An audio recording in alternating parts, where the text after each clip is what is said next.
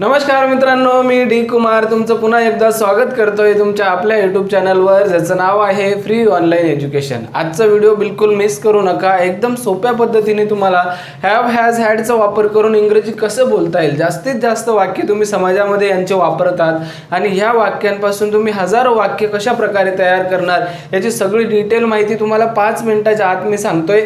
पण आजचा व्हिडिओ खूप खास होणार आहे तुमच्यासाठी, म्हणून आजचा व्हिडिओ तुम्ही मिस करू नका। 5 मिनिटं वेळ काढून बघून घ्या। तर चला आजचा व्हिडिओ सुरू करतोय। हॅव आणि हॅज आणि हॅड मित्रांनो कुठे वापरलं जातं, कशासाठी वापरलं जातं, तर हॅव हॅज यांचा सारखाच अर्थ आहे च्या जवळ असणे किंवा च्या ला असणे ह्या अर्थाने। म्हणजे च्या जवळ आहे, च्या ला आहे।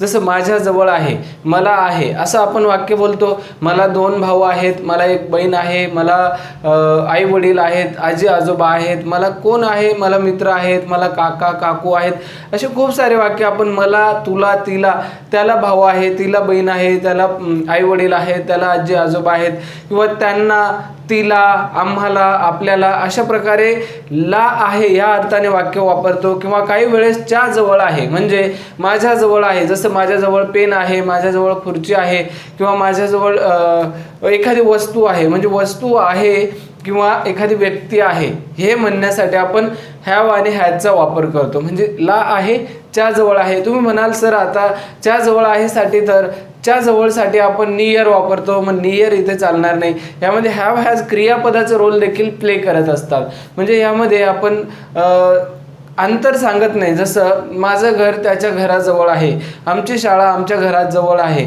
असं च्या जवळ अंतर दाखवण्यासाठी नियर वापरलं जातं। पण माझ्याजवळ पेन आहे, माझ्याजवळ ड्रेस आहे, माझ्याजवळ घड्याळ आहे, माझ्याजवळ कार आहे असं आपण म्हणतो, किंवा मला कार आहे, माझ्याजवळ कार आहे, हे सारख्याच अर्थाने वापरले जाणारे शब्द आहेत। म्हणजे यांच्यासाठी हॅव किंवा हॅज वापरला जातो। मग हॅड कुठे वापरायचं, तर हॅड जो आहे यांचंच भूतकाळ, जसं माझ्याजवळ होता, माझ्याजवळ पेन होता, माझ्याजवळ घड्याळ होती, माझ्याजवळ एखादी वस्तू होती, मला भाऊ होता, मला बहीण होती, मला नातेवाईक होते, मला मित्र होता, होता होती होते म्हणतो ना, ला होता किंवा ज्या जवळ होता, होता होती होते, म्हणजे भूतकाळ। हॅव आणि हॅजचं भूतकाळ हॅड बनत असतं। तर चला आपण आता वाक्य बनवून बघूया। वाक्य आपलं आहे आय हॅव अ कार, माझ्याजवळ कार आहे किंवा गाडी आहे। मग माझ्याजवळ आहे असं म्हटलं मी, मला आहे असं का नाही म्हटलं, मला गाडी आहे। मग आपण हे दोन्ही अर्थाने वापरत असतो, हॅव किंवा हॅज। मग हॅव कधी वापरायचं, हॅज कधी वापरायचं ते आधी सांगतो मी। आय, वी, यू, दे आणि अनेक वचनी करता असेल तर त्यासाठी आपण हॅव वापरत असतो। आणि ही, शी, इट आणि एक वचनी करता यांच्यासाठी हॅज वापरत असतो। म्हणून I, we, you, they, I साठी हॅव येतो म्हणून मी आय हॅव अ कार म्हटलं, माझ्याजवळ गाडी आहे।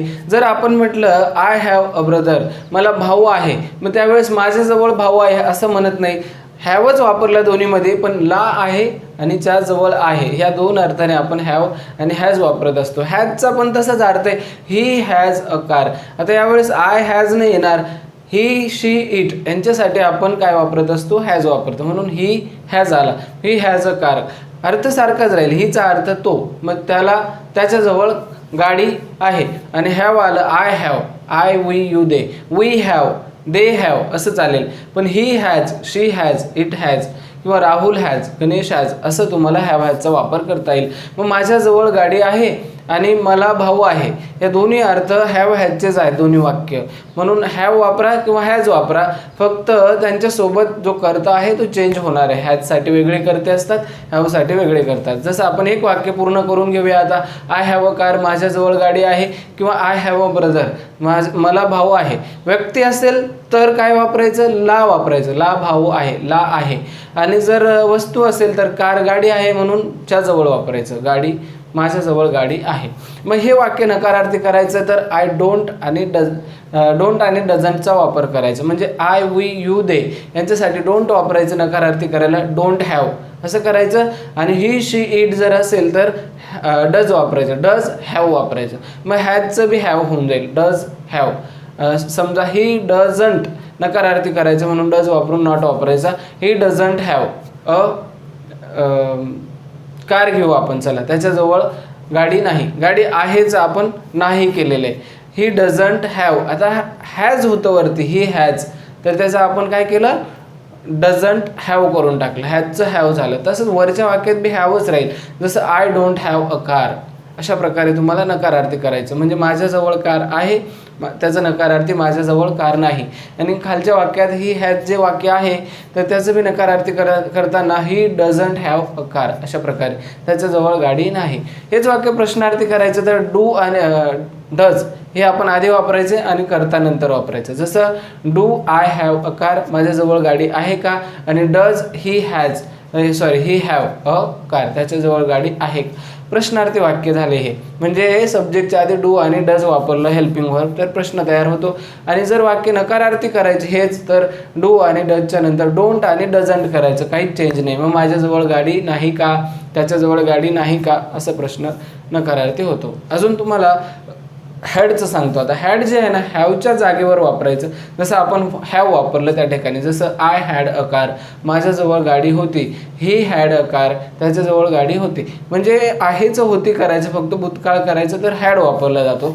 आणि नकारार्थी करताना डोंट आणि डझंट आपण वापरलं तिथं फक्त डिडंट वापरायचं. दोन्ही प्रकारच्या वाक्यांमध्ये डिडंट येईल. Didn't I have. आता हॅडचं हॅव होऊन जाईल. प्रश्न असेल, नकारार्थी असेल, प्रश्न बनवताना डीड आधी येतो, पण वाक्य नकारार्थी करताना सब्जेक्ट नंतर डीड येतो. म्हणजे I didn't have a car, माझ्याजवळ गाडी नव्हती. आणि प्रश्न बनवताना did I have a car, माझ्याजवळ गाडी होती का, त्याचा प्रश्न नकारार्थी केला, didn't I have a car, माझ्याजवळ गाडी नव्हती का. अशा प्रकारे तुम्ही हे वाक्य देखील नकारार्थी प्रश्नार्थी बनवू शकता. यामध्ये हॅडला कोणतंही आपण चेंजेस करत नाही, सब्जेक्ट कोणताही असो हॅडच वापरायचा असतो भूतकाळामध्ये. तर चला, याबद्दल काही डाऊट आहे तर तुम्ही नक्की माझ्याशी शेअर करा. आपण आता नेक्स्ट व्हिडिओमध्ये भेटूया. तोपर्यंत good bye, take care, have a nice day. जय हिंद, वंदे मातरम.